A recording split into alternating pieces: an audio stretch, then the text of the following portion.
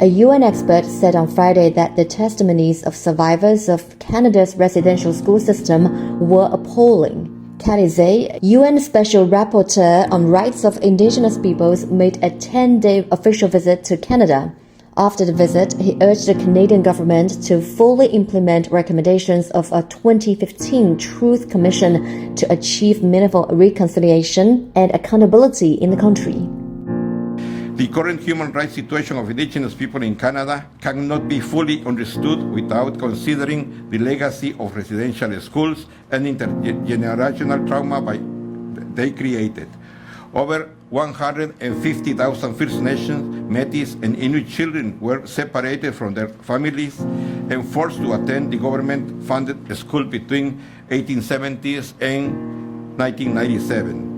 In every place I visit, I hear about how Indian residential school, more appropriately termed institutions, fracture familial and community ties. For over 100 years, successive generations of children, many from the same communities and families, were sent to this institution and never returned in numbers that may never be fully known. Children who enter residential school, hospital, and mental facilities and went missing, often with no information provided to their families. Children were subject to physical and sexual abuses, and many survivors now live with post-traumatic stress, substance abuse, depression, and other mental health issues. During my visit, I observed the legacy of colonialism and the history of abuse and discrimination have left survivors and their families with a deep mistrust of Canadian institutions.